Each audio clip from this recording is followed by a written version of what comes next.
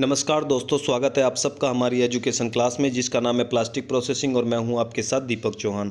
जितने भी लेक्चर हमारे आते हैं अगर आप लोगों ने वो नहीं देखे हैं तो सबसे पहले आप लोगों को उन्हें देख लेना है ताकि आने वाले जितने भी लेक्चर होंगे या फिर आज का जो लेक्चर है उनसे उन्हें आप कोरिलेट कर सको।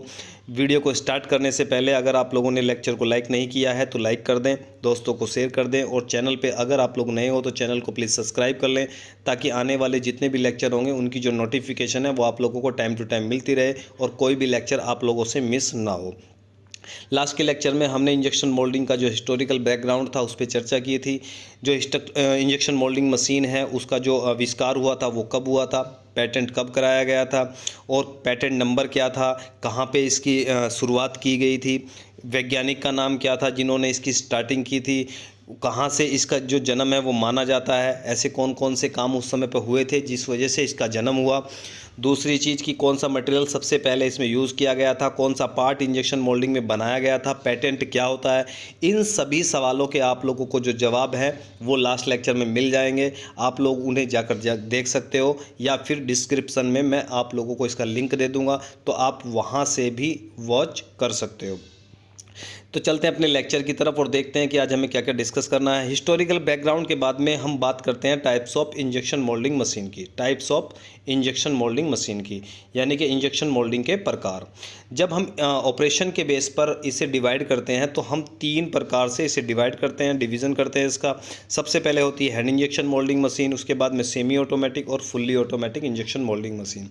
जब 1872 में इसकी शुरुआत की गई थी तो ये एक हैंड इंजेक्शन मोल्डिंग मशीन थी जिसे मैनुअली ऑपरेट किया जाता था। उसके बाद में इसमें कुछ कमियां आई। आप जानते हो कि हर चीज़ में कमियां होती हैं और टाइम टू टाइम उसमें क्या होता है, इम्प्रूवमेंट होता रहता है। कुछ चीज़ें जोड़ी जाती हैं, कुछ चीज़ें रिमूव की जाती हैं। तो जैसे ही कुछ चीज़ें जोड़ी जाएंगी, कुछ चीज़ें रिमूव की जाएंगी तो उसका जो स्ट्रक्चर होगा, उसका जो डिज़ाइन होगा वो भी चेंज होगा। जब आप बात करते हो कि पहली कार आपने देखी होगी तो उसका जो डिज़ाइन था वो बहुत अलग था, आज हम उसकी स्ट्रक्चर देखते हैं तो बहुत ज़्यादा अलग है। अगर मैं एरोप्लेन की बात करता हूँ तो पहला वाला कुछ और था। तो उसी तरीके से जिस तरीके से इम्प्रूवमेंट लगातार होते हैं उसी तरीके से हैंड इंजेक्शन मोल्डिंग मशीन थी, उसमें भी इम्प्रूवमेंट हुए और इम्प्रूवमेंट होने के बाद में एक नई इंजेक्शन मोल्डिंग को लाया गया जिसका नाम था semi automatic injection moulding machine. यानी कि इसकी कमियाँ, कुछ ना कुछ कमियाँ हैंड इंजेक्शन मोल्डिंग में रही होंगी, उन कमियों को दूर करने के लिए semi automatic injection moulding machine को लाया गया था। अब इसमें भी कुछ ना कुछ समय के साथ में परिवर्तन हुआ, इम्प्रूवमेंट हुआ। तो सेमी ऑटोमेटिक जो इंजेक्शन मोल्डिंग मशीन थी इसमें भी कुछ ना कुछ चीज़ें रही। वो सारी चीज़ें हम देखेंगे कि क्या कमी थी, क्या इम्प्रूवमेंट किया गया, प्रोडक्ट में क्या डिफेक्ट आने लगे, जो भी चीज़ें हैं वो हम सब कुछ देखेंगे। इसके बाद में लाई गई fully automatic injection moulding machine और आज आप उसे देख सकते हो। ऑटोमेशन के साथ में काफ़ी कंपनियाँ यूज़ कर रही हैं fully automatic injection moulding machine.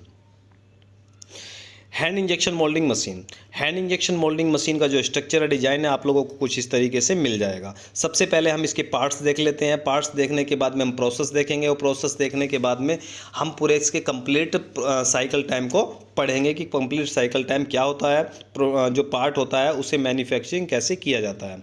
जब मैं उपकरण की बात करता हूँ तो हैंड इंजेक्शन मोल्डिंग मशीन के जो उपकरण होते हैं उसमें एक बैरल होता है, ठीक है, एक क्या होता है, बैरल होता है। जब मैंने आप लोगों को स्टार्टिंग में इसकी शुरुआत करी थी लेक्चर की तो मैंने आप लोगों को बताया था कि जो इंजेक्शन होता है, आप लोग देखते हो सिरिंज होती है जो बॉडी में जो वैक्सीन है उसे इंजेक्ट करती है, ठीक है। तो उसका जो स्ट्रक्चर होता है वो इंजेक्शन मोल्डिंग मशीन की तरह ही होता है। इसलिए अगर आप लोगों को इसे समझना है तो समझने के लिए आप लोगों को उसे समझना बहुत ज़्यादा ज़रूरी हो जाता है। तो जब मैं बैरल की बात करता हूँ तो बैरल इसे कहा गया है। ये क्या है, एक बैरल है। हैंड इंजेक्शन मोल्डिंग मशीन जो थी वो कैसी थी, मैनुअली ऑपरेटेड थी। और दूसरी चीज़ क्या थी, मैनुअली ऑपरेटेड थी। और दूसरी चीज़ इसमें आप लोग देख सकते हो कि ये वर्टिकल थी, ठीक है, ये वर्टिकल थी।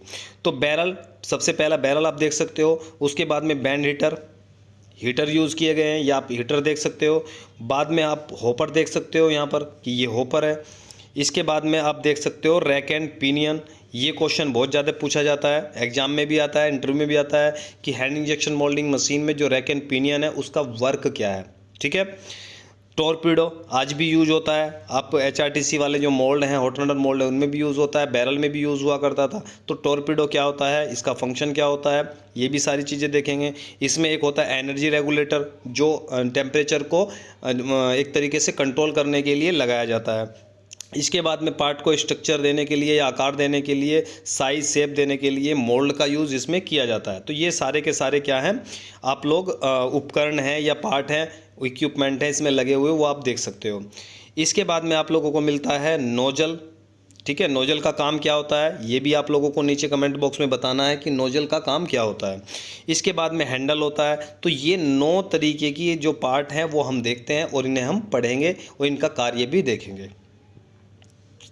उपयोग होने वाले plastic, hand injection moulding machine में जो प्लास्टिक यूज़ किए जाते हैं वो कौन कौन से यूज़ किए जाते हैं या आप उन्हें कर सकते हो। पॉलीस्टायरीन, आप इसे हैंड इंजेक्शन मोल्डिंग मशीन में चला सकते हो। पॉलीप्रोपिलीन, इसे भी आप यूज़ कर सकते हो। HDPE को यूज़ कर सकते हो, PVC को यूज़ कर सकते हो और नायलॉन को आप यूज़ कर सकते हो। नायलॉन का जो ट्रेड नाम होता है वो आप लोगों को नायलॉन मिलता है और इसका टेक्निकल नाम जो होता है वो एक तरीके से PA है, polyamide. Hand injection moulding machine में हीटिंग के अलावा सारा काम जो था वो मैनुअली किया जाता था। ठीक है, अब सबसे बड़ी प्रॉब्लम क्या थी कि इसमें कमियां क्या क्या थी जिसकी वजह से हम जो सेमी ऑटोमेटिक थे उसे लाया गया। सबसे पहले हम इसके प्रोसेस को देख लेते हैं, उससे ही हमें सारी चीज़ों का ज्ञान होगा कि ये चीज़ें किस तरीके से काम करती है।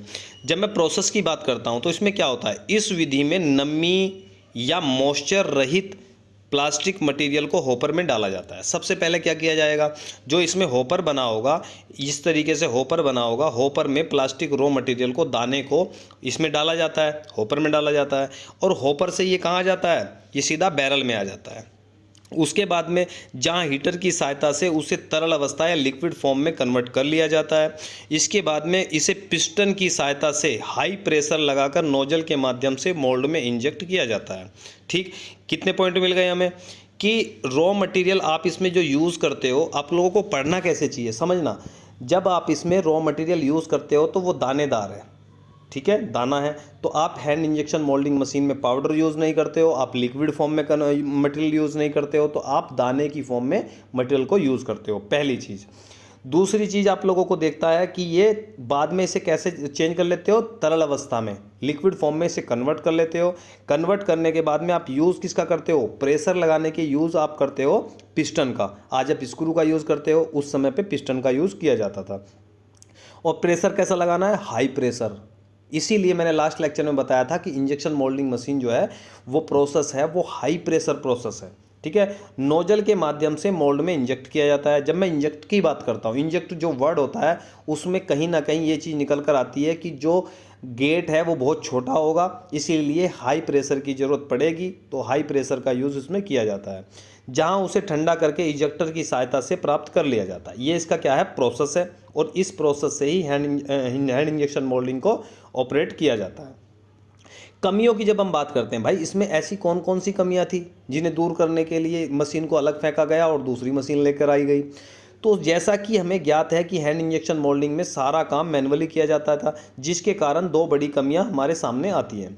अब एक बात समझो, जब आप कोई भी चीज़ आप मैनुअली कर रहे हो, इसमें नुकसान क्या था, मैनुअली करने से नुकसान क्या था। आप किसी मॉल में गए, मॉल में आप लोग गए तो मॉल में आप लोगों ने कुछ प्रोडक्ट रख के देखे, ये ए बॉक्स है, ये बी बॉक्स है, इसमें कुछ प्रोडक्ट रखे हैं, इसमें कुछ प्रोडक्ट रखे हैं।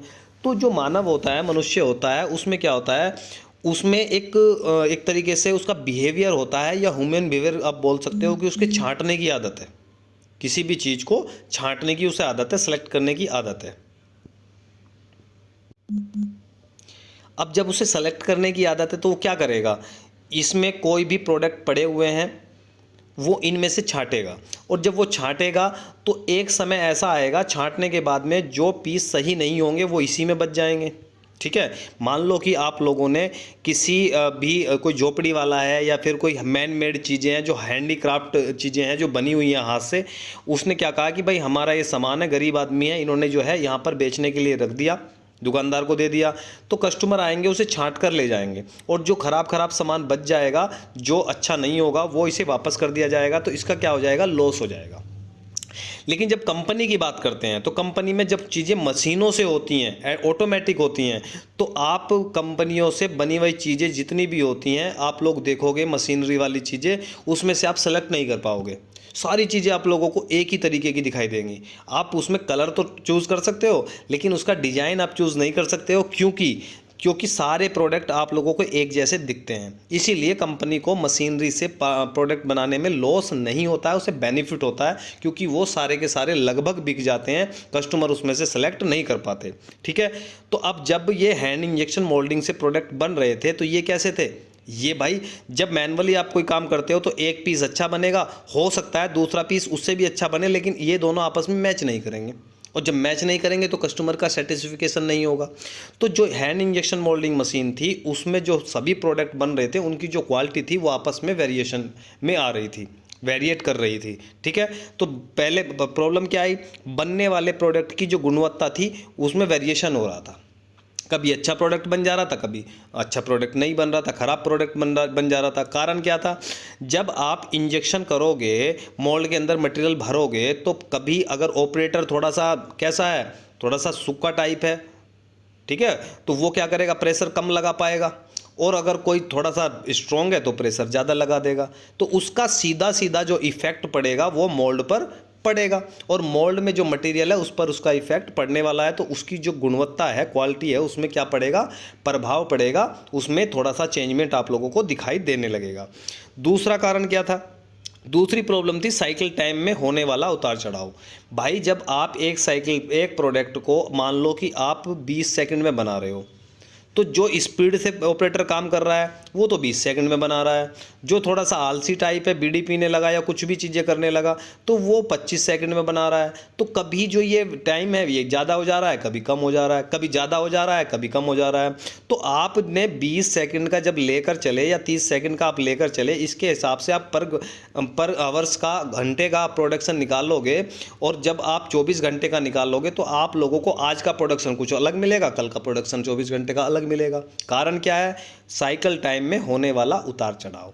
लेकिन जब आप ऑटोमेटिक की बात करते हो तो ऑटोमेटिक में थोड़ा बहुत ही अंतर आता है, बाकी अंतर नहीं आता है। जो गुणवत्ता है, क्वालिटी है, वो भी अच्छी बनी रहती है, और दूसरी चीज़ जो आप लोगों का टाइम है वो भी प्रॉपर रहता है, इसलिए प्रोडक्शन भी अच्छा निकलता है, उसमें वेरिएशन नहीं होता है। तो ये दोनों प्रॉब्लम हैंड इंजेक्शन मोल्डिंग में चली आ रही थी। प्रोडक्शन में होने वाली कमी, कारण क्या था इनका, भाई आप इंजेक्शन प्रेशर लगा रहे हो मैनुअली, कभी ज़्यादा लगाओगे कभी कम लगाओगे। इंजेक्शन स्पीड मैनुअली, कभी ऑपरेटर ज़्यादा लगा देगा कभी कम कर देगा। होल्डिंग प्रेशर मैनुअली, कभी कम कभी ज़्यादा। होल्डिंग स्पीड मैनुअली, कभी कम कभी ज़्यादा। कूलिंग है, कूलिंग को कभी आप मैनुअली जब यूज़ कर रहे हो तो कभी मोल्ड जल्दी खोल दोगे, कभी लेट खोलोगे। ठीक है, क्लैंपिंग फोर्स कभी ज़्यादा लगा दिया कभी कम लगा दिया। मोल्ड क्लोज का जो टाइम है कभी बढ़ जाएगा कभी कम हो जाएगा। और जब इन फंक्शन का टाइम वेरिएशन होगा तो उसका इफेक्ट साइकिल टाइम पे पड़ेगा। साइकिल टाइम बढ़ेगा तो प्रोडक्शन कम हो जाएगा, साइकिल टाइम कम हो जाएगा तो प्रोडक्शन बढ़ जाएगा।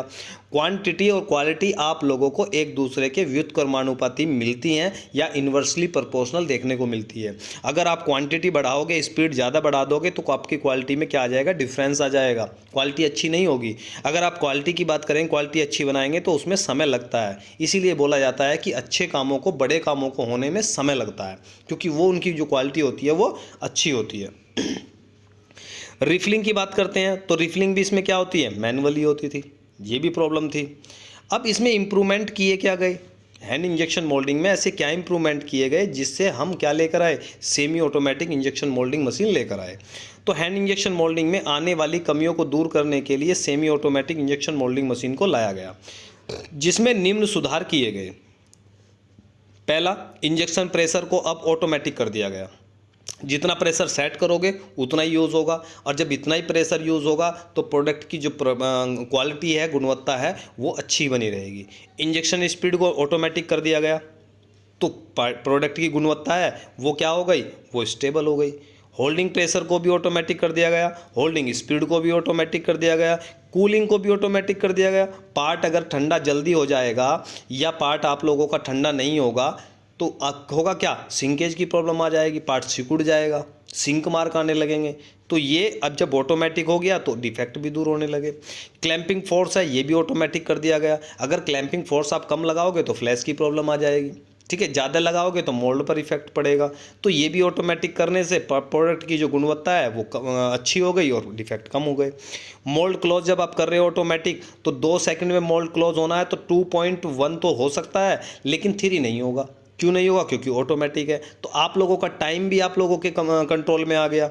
मोल्ड ओपन कर रहे हो तो मोल्ड भी ऑटोमेटिक हो रहा है ओपन। और जब मोल्ड ऑटोमेटिक ओपन होगा तो आप लोगों का टाइम जो है वो मैनेज हो जाएगा और साइकिल टाइम बढ़ेगा नहीं, और साइकिल टाइम बढ़ेगा नहीं तो प्रोडक्शन आप लोगों का कम नहीं होगा। रिफिलिंग है वो भी ऑटोमेटिक होने लगी। तो इन कमियों को दूर करने से बनने वाले पार्ट में 2 सुधार हुए। पहला सुधार, पार्ट की जो क्वालिटी थी उसमें सुधार हो गया, improvement of the quality, part की क्वालिटी। साइकिल टाइम में आने वाले जो उतार चढ़ाव आ रहे थे वो भी बंद हो गए, जिससे प्रोडक्शन बढ़ गया। तो ये रहा आज आप लोगों के सामने पहला लेक्चर। किसका? टाइप्स ऑफ इंजेक्शन मोल्डिंग का। हमने आज हैंड इंजेक्शन मोल्डिंग का जो लेक्चर है वो देखा है, उसे पढ़ा है, और क्या क्या कमियां इसमें थी, किन कमियों को दूर किया गया और क्या क्या चीज़ें की गई, इंप्रूवमेंट में क्या क्या सुधार हुए, वो सारी चीज़ें आज आप लोगों ने देखी हैं। तो इस लेक्चर को आप लोगों को क्या करना है, कोई सवाल अगर आप लोगों का बनता है तो आप उसे कमेंट में भी पूछ सकते हो, या फिर वीडियो को आप रिपीट करके 1-2 बार देखें। मैं बार बार आप लोगों को बोलता हूँ, जो टेक्निकल वीडियो होती हैं उन्हें आप लोगों को बार बार रिपीट करके देखना चाहिए, पूरी वीडियो देखनी चाहिए, ताकि कॉन्सेप्ट आप लोगों का क्लियर हो जाए। टेक्निकल चीज़ें एक बार में समझ में नहीं आती हैं। अगर एक ही बार में टेक्निकल चीज़ें समझ में आती होती तो अब्दुल कलाम साहब 4 साल की बीटेक को 7 साल में ना कर रहे होते, ठीक है। तो इसलिए वीडियो को आप लोगों को बार बार आप लोगों को क्या करना है, बार बार देखना है रिपीट करके, जब तक चीज़ें आप लोगों को समझ में ना आ जाए, कॉन्सेप्ट जो है वो क्लियर ना हो जाए। तो आज के लिए इतना ही। वीडियो आप लोगों को पसंद आती है तो वीडियो को लाइक कर दें, दोस्तों को शेयर कर दें। चैनल पे अगर आप लोग नए हो तो चैनल को सब्सक्राइब कर लें, और पानी ज़रूर बचाएँ, क्योंकि बहुत सारे जो शहर हैं, सिटी हैं, उनमें पानी की जो प्रॉब्लम है वो बहुत ज़्यादा बढ़ती जा रही है। इसलिए आप लोगों को इसका थोड़ा ख्याल रखना है। आप समरसेबिल चला लेते हो, गाड़ियाँ धोते हो, और वो पानी काफ़ी टाइम तक चलता रहता है, तो आप लोगों को उसे अवॉइड कर लेना है। पानी आप लोगों को उतना ही यूज़ करना है जितना आप लोगों के लिए फ़ायदेमंद है। ज़्यादा यूज़ करोगे तो आप किसी ना किसी का हक मार रहे हो, और किसी ना किसी को पानी की कमी पड़ेगी, ठीक है। तो थैंक्स फॉर वॉचिंग। मिलते हैं नेक्स्ट लेक्चर में, जब तक के लिए दीजिए हमें इजाज़त। जय हिंद, जय भारत।